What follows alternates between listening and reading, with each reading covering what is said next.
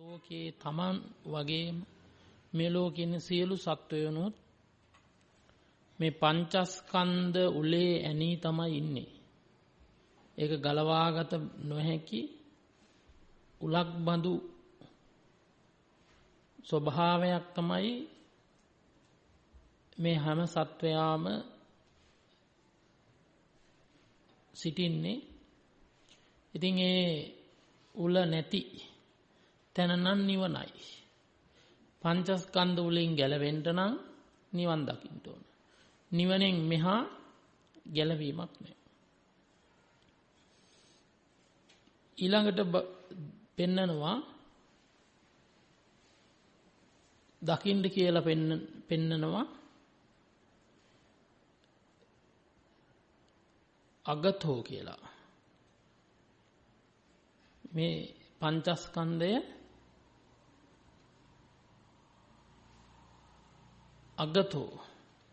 අගතෝ කියන්නේ මොකද්ද? අගතෝ කියන්නේ පාපය. මේ ස්කන්ධයෝ පාපයක් හැටියට දකින්න කියනවා. පංචස්කන්ධේ අගතෝ පස්සතෝ අනුලෝමිකං කන්තිං පටිලබති පංචන්නං කන්දානං නිරෝධෝ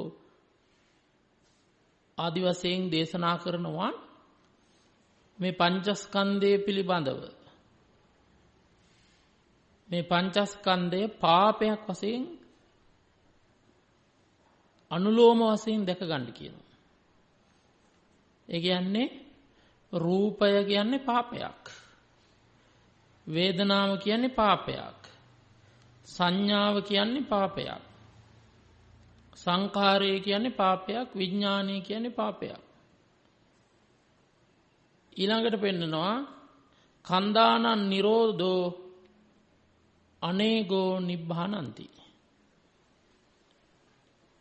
මේ ස්කන්ධයන්ගේ නිරෝධයම පෙන්නනවා පාපයෙන් මිදුන තැන කියලා. අනගෝ කියලා කියන්නේ නිවනට. එතකොට නිවන විතරයි මේ ලෝකේ පාපයක් නොවන්නේ. එතනින් එහා සියල්ලම පාපයක්. ඒ කියන්නේ පංචස්කන්ධෙනි සියල්ල කියන්නේ නේද? ස්කන්ධයක්. ස්කන්ධ පහක් හරි හතරක් හරි එකක් හරි මේක තමයි සත්වයා කියලා කියන්නේ ලෝකය කියන්නේ. ඒතොර මේක පාපයක් හැටියට දකින්න කියනවා. කොහොමද පාපයක් වෙන්නේ? දැන් පාපය කියන දේ බුද්ධ ආදී සත්පුරුෂයන් විසින් නින්දා කරන ගර්හන දෙයක්. වර්ණනා නොකරන දෙයක්. පාපයක් කියන්නේ. ඒ වගේ බුදුරජාණන් වහන්සේ දේශනා කොට වදාරනවා රූපම් භික්කවේ ආදිත්තං චක්කුම් භික්කවේ ආදිත්තං රූපම් භික්කවේ ආදිත්තං චක්කු විඤ්ඤාණං භික්කවේ ආදිත්තං චක්කු සම්පස්සම් භික්කවේ ආදිත්තං මේ විදිහට සෝතම් භික්කවේ ආදිත්තං ගානම් භික්කවේ ආදිත්තං ජීවහා භික්කවේ ආදිත්තං කායම් භික්කවේ ආදිත්තං මනම් භික්කවේ ආදිත්තං. ඒ කියන්නේ කොටින්ම පාපය වර්ණනා නොකළා වගේ පංචස්කන්ධයත් බුද්ධ ආදී උතුම වර්ණනා කරන්නේ. ආදිත්තං කියන්නේ ගිනිගෙන පවතිනවා. නිතරම ඇස ගිනිගෙන පවතිනවා. රූපේ ගිනිගෙන පවතිනවා.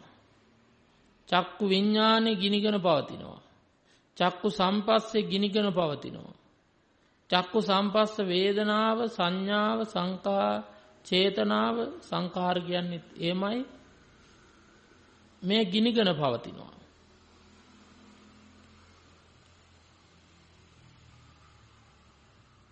මේක පාපයක් හැටියට වර්ණනා නොකරපු දෙයක් බුදුරජාණන් වහන්සේ පංචස්කන්ධය කියන්නේ. කොහොමද ඇඟ පාපයක් වෙන්නේ?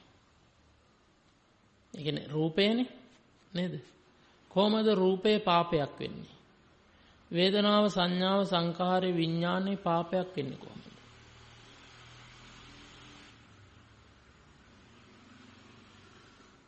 කියන්න බලන්න.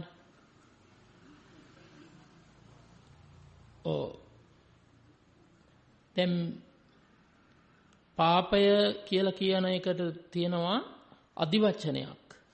මොකද්ද? පාපයට කියන අදිවචනය මොකද්ද? දුක. පාපම් භික්කවේ දුක්ඛං අදිවචනං. මහණෙනි පාපයට කියන අදිවචනය තමයි දුක. නම් දුක කියන්නේ පාපය කියන්නේ එකක්. එතකොට මේක පෙන්නනවා පාපයෙන් හටගත් එකක්. පළවෙනියද තමයි ඇඟ හැදුණු විදිහ අපි ගමු.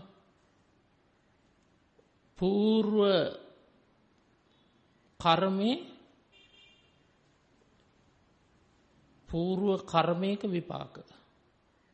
එතකොට పూర్ව කර්මයක් හැදුනේ එක්ක කාම තණ්හාවෙන්, එක්ක භව තණ්හාවෙන්, එක්ක විභව තණ්හාවෙන්. එතකොට කාම තණ්හාවෙන්, භව තණ්හාවෙන්, විභව තණ්හාවෙන් හැදුනා කියන්නේ ඒ කියන්නේම කර්මයක් හැදිලා තියෙන්නේ කෙලින්ම මොකෙන්ද? පාපෙන්. ඒ කියන්නේ කිව්ව අවිජ්ජා පත්‍ය සංඛාර. අවිද්‍යාවෙන් සංස්කාර හැදෙනවා. සංස්කාර කියන්නේ කර්ම. ඒතර පෙර කරපු කර්මය තමයි යෝනිය කියලා කියන්නේ. යෝනිය කියලා කියන්නේ උප්පත්ති ස්ථානෙට. කම්ම යෝනි. එතකොට මේ සත්වයාගේ ඉපදීම සිද්ධ වුණේ කර්මේ නැමැති යෝනි. ඒ කියන්නේ දැන් දෙවියෙක් හැදුවේ දෙවියෙක් වීම සඳහා තියෙන කර්මය.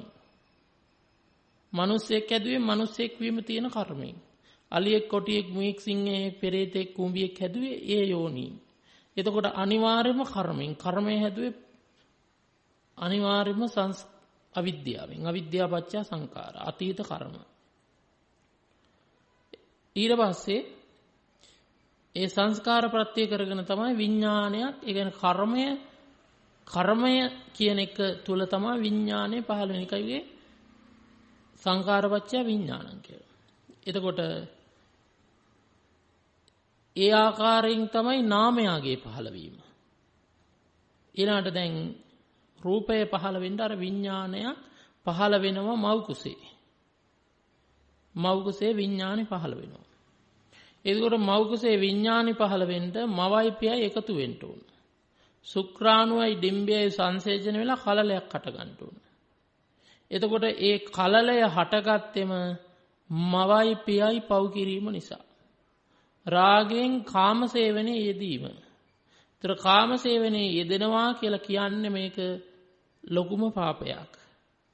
ඒතර රාග ගින්නයි, මවගේ රාග ගින්නයි, පියාගේ රාග ගින්නයි නිසා හටගත්ත රූප කලාපයක් තමයි කලලය කියලා කියන්නේ. එතකොට ඒ කලලය කියන එකේ නිර්මාණයම මොකද්ද? පාපයක නිර්මාණයක්. ඊළඟට මොහොතක් පාසා දැන් මව ආහාර ගන්නේ අර දරුවා පෝෂණය වීමේ අදහසින් කියන්නේ එතනම කන්නේ බොන්නේ ඔක්කොම තණ්හාවෙන්. ඒ කියන්නේ සේරම පාපයක්. ඒ කන කෑමෙන් ලේ හැදිලා අර සත්වයා පෝෂණය වෙනවා. ඒ පෝෂණය වෙන අදහසින්ම ලෝභය උපදවමින් කනවා කියලා කියන්නේ එතනම කෙලින්ම පාපයක්. ඊළඟට අර පිළිසිඳ ගන්න සත්වයා පිළිසිඳ ගන්නේ භව තණ්හාවෙන්. භව තණ්හාව කියන්නේ පාපයක්.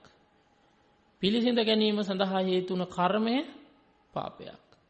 ඒ කියන්නේ පිළිසිඳ ගැනීමට හේතු උනේ භව තණ්හාව, උප්පත්ති කරවන ආසාව. එතකොට ඒක පාපයක්. මව්පියන්ගේ එක්වීමෙන් කලලේ හැදීම පාපයක්.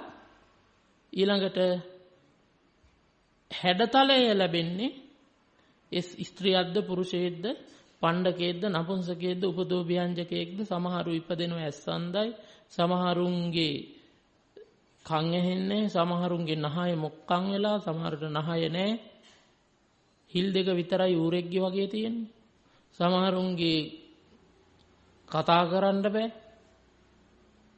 සමහරුන්ගේ දිව නැහැ සමහරුන්ගේ බෙල්ල දිගයි සමහරුන්ගේ බෙල්ලක් නැහැ සමහරුන්ගේ මුළු ඇඟම ඇටකටු ගොඩක් විතරයි සමහරුන්ගේ අත් හීනි ඇඟිලි හීනි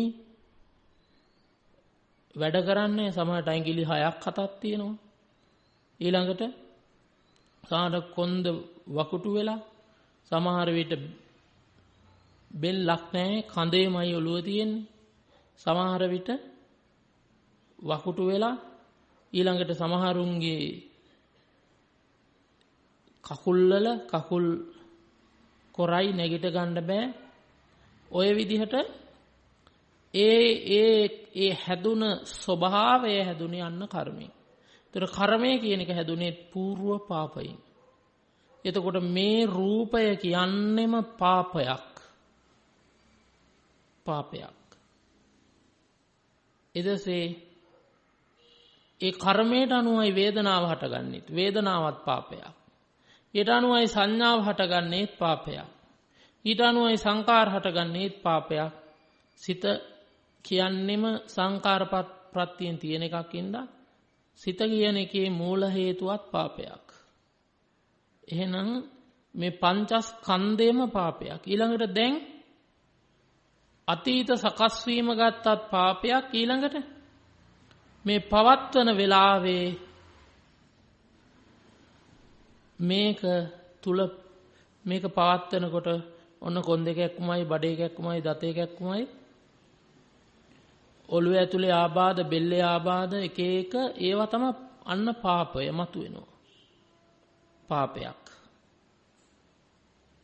එතකොට මේක පැවැත්වීමත් පාපයක් හටගත්තෙත් පාපයෙන්මයි පවතින්නෙත් පාපයෙන්මයි ඊළඟට මේක පාදක කරගෙන සත්වයෝ නැවත නැවත පව්කම් කරනවා රූපය මුල් කරගෙන පව්කම් කරනවා පෙර කර්මයෙන් ලැබිච්ච රූපය ආශ්‍රය කරගෙන රූපය ආධාර කරගෙන දැන් රූපයෙන් පව් කරනවා අපි අතපය යොදවලා අතපය පාපේකම විපාකයක් දැන් අතපය යොදවලා සත්තු මරනවා සොරකම් කරනවා ඊට පස්සේ කය යොදවලා කාමයේ හැසිරෙනවා ඊළඟට කට පාපයෙන් හටගත් එකක් කට යොදවලා බොරු කියනවා කේලාම් කියනවා පරුස වචන කියනවා හිස් වචන කියනවා ඊළඟට මනස කියන එක යොදවලා ලෝභයෙන් ද්වේෂයෙන් මෝහයෙන් ජීවත් වෙනවා එතකොට සම්පූර්ණයෙන්ම මේක හටගත්තෙත් පාපයෙන් පවතින්නෙත් පාපයෙන් පාපයෙන් පැවති දැන් කර ඉන්නෙත් මොකද්ද පාපය ආම් බලන්න පාපේ නිදි පාපයක් අර පාපයක් තීන මිද්දේනේ එතකොට ඒ හට ගැනීම ඊළඟට කෙලින්ම ලෝභෙන් ජීවත් වෙන්නේ පාපයක් දේශෙන් ජීවත් වෙන්නේ පාපයක් මෝහෙන් ජීවත් වෙන්නේ පාපයක් ඉරිසියාවෙන් මසුරුකමින් ඊළඟට තීනයෙන් මිද්දයෙන් ජීවත් වෙන්නේ උද්දච්චයෙන් කුක්කුච්චයෙන් අහිරිකයෙන් අනොත්ප්පයෙන් මානෙන් දිට්ඨියෙන් ඉස්සාවෙන් මච්චරියෙන් කුක්කුච්චයෙන් මෙන්න මේ කියන පාපී දේවල් ඇතුලේ පුරවාගෙන තමයි ඉන්නේ. එතකොට මේ ඇඟ කියන්නෙම පාපයක්මයි පාපයෙන් හටගත් එකක්මයි ජීවත් වෙන්නේ පාපයෙන් මේ ඇඟ. දැන් බලන්න අපි කනකොට උනත් කවුරුවත් ජීවත් වෙන්න නෙවෙයිනේ කන්නේ. ඒ කියන්නේ යාත්‍රාච මේ භවිෂ්‍යති අනවජ්‍යතාත් පාස් විහාරෝ ചാති කියලා මේ භවයේ යාත්‍රා කරගන්න නෙවෙයි කවුරුවත් කන්නේ. ඒ කියන්නේ දිව පිනවන්න තමයි කන්නේ. ඉස්ලාම ඇහැ පිනවනවා. දැකීමෙන් ඇහැ පිනවනවා. ඊළඟට ඇහිීමෙන් කන පිනවනවා. ආග්‍රහණයෙන් නාය පිනවනවා. ඇල්ලීමෙන් කය පිනවනවා. කෑමෙන් දිව පිනවනවා. හිතීමෙන් මනස පිනවනවා. කෙලින්ම පාපයක්. එතකොට මේ ඇඟේ කෙස් ගහක් පවා හැදිලා තියෙන්නේ පාපයකින්. ඊළඟට වේදනා සංඥා සංකාර විඥාන ඔක්කොම පාපයක්.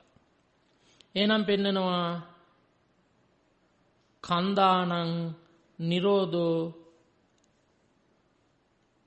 අනගෝ නිබ්බානಂತಿ.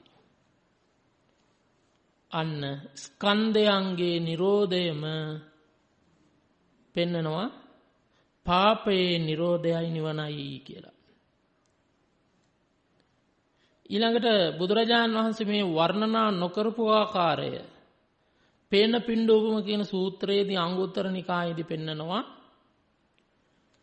පේන පිණ්ඩූපමන් රූපං වේදනා බුබ්බුලූපමා මරීචි මූපමා සංඥා සංඛාරා කදලූපමා මායූපමාච විඥානං දේපිතා ජිත්ත බන්දුනා කියලා. පේන පිණ්ඩූපමන් රූපං රූපේ කියන්නේ පෙන පිටු ගොඩක්. කිසිම වර්ණනාවක් කරලා නැහැ. වක්කඩයකින් වතුර වැටෙනකොට පෙන පිටු හැදෙනවා නැති වෙනවා. ඒ වගේ තමයි ආහාර කම්මචිත්ත ඍතු ආහාර කියන සතර ප්‍රත්‍යයන් නිසා මේ රූපේ හටගෙන ඒ කියන්නේ කර්මාහාර, චිත්තාහාර, ඉතුජාහාර, ආහාරජාහාරජ කියන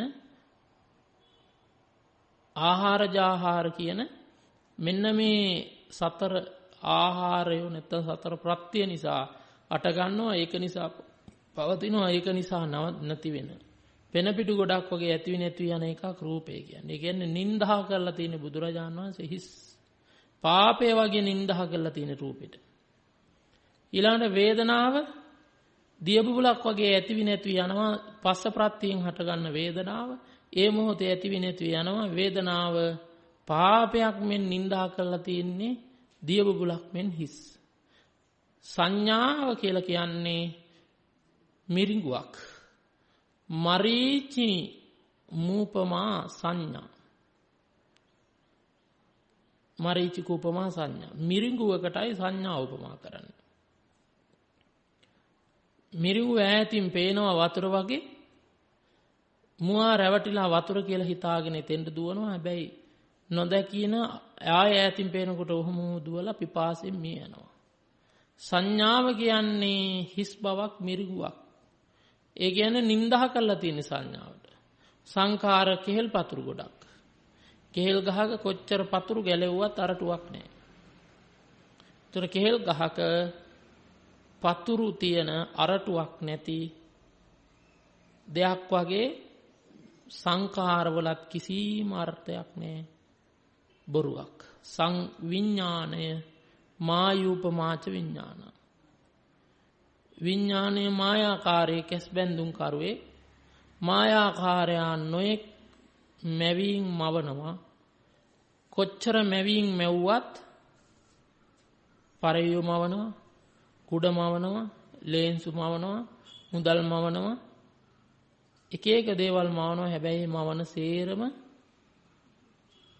බොරු. ඒ වගේ විඥානය කියන්නේ මායාකාරයක් වගේ නින්දා කළා. පාපයට මෙන් බුදුරජාණන් වහන්සේ පංචස්කන්ධයට නින්දා කළා. නින්දිතයි. මේක පාපයෙන් හටගත්තේ. පවතින්නේ පාපයෙන්. ඊළඟට පාපයෙන් පවතින ගමන්ම පාපේ යෙදී ඉන්නවා.